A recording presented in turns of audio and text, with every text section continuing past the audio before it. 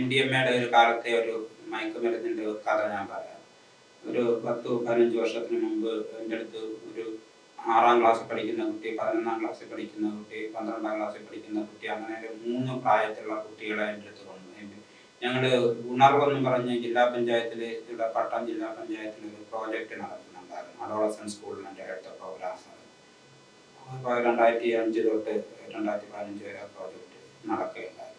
അപ്പോൾ ഈ 3 പ്രായത്തിലുള്ള കുട്ടികളെയും കൊണ്ട് ഉണർവ് ക്ലിനിക്കിൽ വന്നു.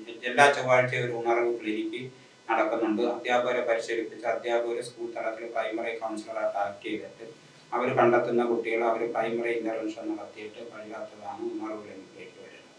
അപ്പോൾ ആഴ്ചയിൽ ഒരു ക്ലിനിക്കുകളാണ്. അപ്പോൾ ഒരു കുട്ടിയെ കൊണ്ടുവന്ന് 7-ാം ക്ലാസ്സിൽ പഠിക്കുന്ന ഒരു കുട്ടി, 9-ാം ക്ലാസ്സിൽ, 11-ാം ക്ലാസ്സിലെ കുട്ടി. 7-ാം ക്ലാസ്സിലെ കുട്ടിക്ക് ഒരാഴ്ചയായിട്ട് ചിത്തഭ്രമം ബാധിച്ച രീതിയിലുള്ള, സ്കീസോഫ്രീനിയ ബാധിച്ച രീതിയിലുള്ള സംസാര രീതി, പരസ്പര ബന്ധമില്ലാതെ സംസാരിക്കുന്നു, അക്രമ സ്വഭാവം, അതുപോലെ പിന്നെ വീട്ടിൽ നിന്ന് പുറത്തിറങ്ങി പോകുന്നു, പിന്നെ വിളിച്ചുകൊണ്ട് വരുന്നു, അങ്ങനെയുള്ള ഒരു സ്വഭാവ രീതി. അങ്ങനെ മുതിർന്ന കുട്ടികൾ 9-ാം ക്ലാസ്സിൽ പഠിക്കുന്ന, 11-ാം ക്ലാസ്സിലൊക്കെ പഠിക്കുന്ന കുട്ടി. അപ്പോൾ ഇവനെ ഹിസ്റ്ററി എടുത്തപ്പം ഇവൻ ഈ സ്കൂളിൽ പിന്നെ കഞ്ചാവ് ബീഡി വിൽക്കുന്നു, കന്നാബിസ് ഉള്ള ബീഡി. അപ്പോൾ ഈ ബീഡി ഇവൻ വിൽക്കുന്നതിന് അന്നത്തെ കാലത്ത് ബീഡിക്ക് 5 രൂപ, അതിൽ 4 രൂപ കൊടുത്താൽ മതി, 1 രൂപ അവന് കിട്ടും. അപ്പോൾ ഇവനാണ് സ്കൂളിൽ വെളിയിലുള്ള കാരിയേഴ്സ് കൊണ്ടുവന്നിട്ട് നമ്മളെ ഈ 7-ാം ക്ലാസ്സിൽ പഠിക്കുന്ന കുട്ടിയുടെ കൊടുക്കും. അവൻ സ്കൂളിൽ വിൽക്കും. 5 രൂപയ്ക്ക് ഒരു ബീഡി വിൽക്കും. അപ്പോൾ അതിൽ 4 രൂപ വരെ കൊടുക്കണം, 1 രൂപ ഇവന് കമ്മീഷൻ, ഒരു കഞ്ചാവ് ബീഡി.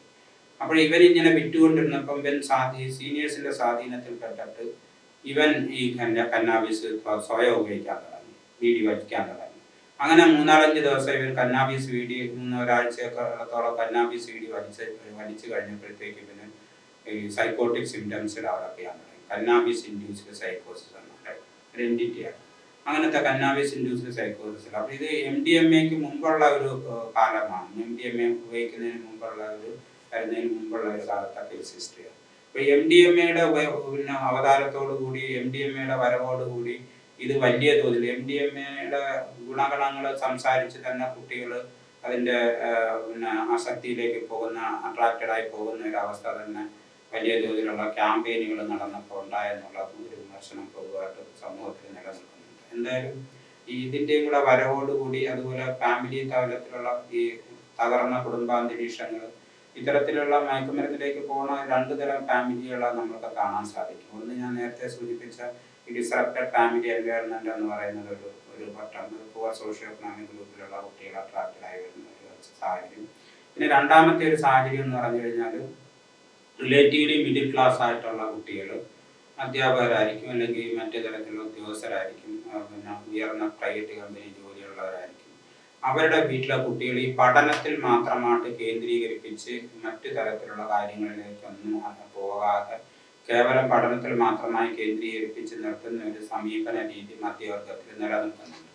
അപ്പോൾ ഈ അഡോളസൻസിൻ്റെ ഒരു പ്രത്യേകത എന്ന് പറഞ്ഞാൽ അവർക്ക് മാനസികമായിട്ട് ഊർജ്ജം വളരെ കൂടുതലായിരിക്കും. ഒരേ കാര്യത്തിൽ തന്നെ കേന്ദ്രീകരിക്കുന്നതിന് പകരം ഒരുപാട് കാര്യങ്ങൾ കേന്ദ്രീകരിക്കാൻ, ഒരേ സമയം കേന്ദ്രീകരിക്കാൻ കഴിയുന്ന രീതിയിലുള്ള മാനസിക ഊർജ്ജം അഡോളസൻ്റ് പീരീഡിലുണ്ട്. പാട്ട് പാടാനും, ഡാൻസ് കളിക്കാനും, പടം വരയ്ക്കാനും, മിമിക്രി കാണിക്കാനും, മറ്റുള്ളവരെ അനുകരിക്കാനും ഒക്കെയുള്ള തരത്തിലുള്ള താല്പര്യങ്ങൾ കുട്ടിക്ക് കാണും. കീബോർഡ് ഉപയോഗിക്കാനുള്ള, ഇൻസ്ട്രുമെൻറ്റ്സ് ഉപയോഗിക്കാനുള്ള. അപ്പോൾ പേരൻസ് എന്ത് ചെയ്യുന്നു വെച്ച് കഴിഞ്ഞാൽ അങ്ങനെയൊക്കെ പോയി കഴിഞ്ഞാൽ പഠനത്തിൽ പുറകിലോട്ട് പോകുന്നുണ്ട്. നീ പഠിച്ചാൽ മതി, ബാക്കിയൊക്കെ പിന്നെ എന്നുള്ള രീതിയിൽ തപ്പിച്ച് വഴക്ക് കൂടി കുട്ടിയെ ഈ പഠനത്തിൽ മാത്രമാണ്. അപ്പോൾ ഈ കുട്ടിക്കൊരു ശൂന്യത അനുഭവപ്പെടും. കാരണം ഇപ്പോഴും പഠിച്ചുകൊണ്ടിരിക്കുന്നു. മാത്രമല്ല ഈ ഘട്ടത്തിൽ നേരത്തെ നമ്മൾ പറഞ്ഞ ഏകാധിപത്യപരമായ ഒരു പേരൻറ്റിങ് രീതിയും കൂടെ ആയിരിക്കും, അതോറിറ്റേറിയൻ പേരൻറ്റിങ് രീതിയും കൂടെ ആയിരിക്കും കുടുംബത്തിൽ പുലർത്തപ്പെടുന്നത്. അപ്പോൾ അങ്ങനെ വരുമ്പോൾ ഇങ്ങനെ വളർന്ന കുട്ടികൾക്ക് പേരൻസിനോട് ഒരു ശത്രുതാ മനോഭാവം വളർന്നു വരാനും സാധ്യതയുണ്ട്. അതുപോലെ തന്നെ ചിലപ്പം ചില പേരൻസ്, ചില കുട്ടികൾ സബ്മിസീവായിട്ടുള്ള, ആത്മവിശ്വാസം കുറഞ്ഞ് സബ്മിസീവായിട്ടുള്ള രീതിയിലുള്ള സ്വഭാവ രീതിയിലേക്ക് പോകാനും സാധ്യതയുണ്ട്. ഈ 2 ഘട്ടങ്ങളിൽ ഇത്തരം കുട്ടികളെ മയക്കുമരുന്ന് ലോബി സ്കൂൾ തലത്തിലൊക്കെ തന്നെ പ്രാദേശികമായിട്ട് അട്രാക്റ്റ് ചെയ്യും. അങ്ങനെ അട്രാക്റ്റ് ചെയ്യുന്നത് വെച്ച് കഴിഞ്ഞാൽ മയക്കുമരുന്ന് ലോബിയിലുള്ള അട്രാക്റ്റഡ് ആയിട്ടുള്ള കുട്ടികൾ വഴി ഇത്തരത്തിൽ ശൂന്യത അനുഭവിക്കുന്ന കുട്ടികളെ അട്രാക്റ്റ് ചെയ്ത് പതുക്കെ അവർക്ക് ഇതൊക്കെ കൊടുത്ത്, അങ്ങനെ MDMA ഒക്കെ കൊടുത്ത് അങ്ങനെ അതിലേക്ക് അട്രാക്റ്റഡ് ആയി കുട്ടികൾ വരുന്ന ഒരു സാഹചര്യമുണ്ട്. പക്ഷേ ആദ്യം പറഞ്ഞ തരത്തിലുള്ള പുവർ സോഷ്യോ എക്കണോമിക് ഗ്രൂപ്പിലുള്ള സബ്സ്റ്റൻസ് അബ്യൂസ് ആണ് സമൂഹത്തിൽ ക്ലിനിക്കൽ എക്സ്പീരിയൻസിൽ കൂടുതൽ കാണുന്നത്. രണ്ടാമത്തത് നമ്മൾ കുറച്ച് കാണുന്നുണ്ട്, പക്ഷെ കൂടുതലും ആദ്യം പറഞ്ഞ രീതിയിലുള്ള സൈക്കോ സോഷ്യൽ സിറ്റുവേഷനുള്ള കുടുംബങ്ങളിൽ നിന്നുള്ള കുട്ടികളാണെന്ന് നമുക്ക് കാണാൻ സാധിക്കും. അപ്പോൾ ഇത് ശരിക്കും പറഞ്ഞു കഴിഞ്ഞാൽ കുടുംബ തലത്തിൽ തന്നെ ഇതിൻ്റെ കാരണങ്ങൾ കണ്ടെത്താൻ സാധിക്കുമോ എന്നുള്ളതാണ് നമുക്ക് കാണാൻ പറ്റുന്നത്. പിന്നെ എല്ലാ കുട്ടികളും ഇതിലേക്ക് വരുന്നത് പിയർ ഗ്രൂപ്പ് ഇൻഫ്ലുവൻസിലൂടെയാണെന്ന് നമ്മൾ കാണേണ്ടത്. പിയർ ഗ്രൂപ്പിൻ്റെ ഇൻഫ്ലുവൻസിൽ ആയിരിക്കും കുട്ടികൾ ഇത് തുടങ്ങുന്നത്. ഇത്തരം കുട്ടികളുടെ ഒരു പ്രത്യേകത പരിശോധിച്ച് കഴിഞ്ഞാൽ ഈ മുതിർന്ന കുട്ടികളുമായിട്ടായിരിക്കും ഒരാൾ 5ാം ക്ലാസ്സിൽ പഠിക്കുന്നെങ്കിൽ 8ാം ക്ലാസ്സിലെ കുട്ടികളുമായിട്ട്, 8ാം ക്ലാസ്സിൽ പഠിക്കുന്നെങ്കിൽ 12ാം ക്ലാസ്സിലെ കുട്ടികളുമായിട്ട്. അപ്പോൾ ഇങ്ങനെ മുതിർന്ന കുട്ടികളുമായിട്ട് കൂടുതൽ അടുപ്പം വരുന്ന ഒരു സ്വഭാവ രീതിയാണ്. സമപ്രായക്കാരുമായിട്ടല്ല, മുതിർന്ന കുട്ടികളുമായിട്ടുള്ള കൂട്ടുകെട്ട് പെട്ടെന്ന് മാറിക്കൊണ്ടിരിക്കുന്നതായിട്ട് കാണാൻ സാധിക്കും. അതുപോലെ ഇത്തരം കുട്ടികൾ പിന്നെ ക്ലാസ്സിൽ പണവുമായിട്ട് വരുന്നതായിട്ട് കാണാൻ സാധിക്കും. വീട്ടിൽ നിന്ന് മോഷണം നടത്തുന്ന സ്വഭാവ രീതി കാണാൻ സാധിക്കും. അപ്പോൾ നമ്മൾ കാണേണ്ടുന്നത് ഈ സബ്സ്റ്റൻസ് അബ്യൂസിലേക്ക് ആകർഷിച്ച് വരുന്ന സ്വഭാവമുള്ള കുട്ടിയും ആക്രമണോത്സുകതയുള്ള സ്വഭാവമുള്ള കുട്ടി യഥാർത്ഥത്തിൽ ഒരാളാണ്. അപ്പോൾ ശരിക്കും പറഞ്ഞാൽ ആക്രമണോത്സുകത നമ്മൾ പറയുന്നത് കോണ്ടാക്ട് ഡിസോർഡർ എന്നാണ് പറയുന്നത്. കുറ്റവാസന വ്യക്തിത്വ വൈകൃതം, പേഴ്സണാലിറ്റി ഡിസോർഡർ ആവുന്നതിൻ്റെ ചെറിയ രൂപം. ഇത് കോണ്ടാക്ട് സ്വഭാവ വൈകൃതങ്ങൾ.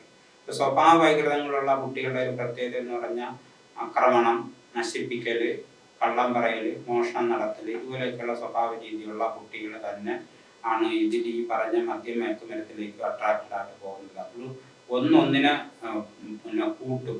സ്വഭാവ വൈകൃതം മയക്കുമരുന്ന് ഉപയോഗത്തിനെ വർദ്ധിപ്പിക്കും. മയക്കുമരുന്ന് ഉപയോഗം കുറ്റവാസന കൂട്ടുകയും ചെയ്യും. കുറ്റകൃത്യങ്ങളിൽ ഏർപ്പെടാനുള്ള വാസന കൂട്ടുകയും ചെയ്യും. അപ്പോൾ ഇങ്ങനെ പരസ്പര പൂരകമായിട്ടാണ് ഇത് ബന്ധപ്പെട്ടാണ് ഇത് വർദ്ധിച്ചു വരുന്നതെന്ന് നമുക്ക് കാണാൻ സാധിക്കും.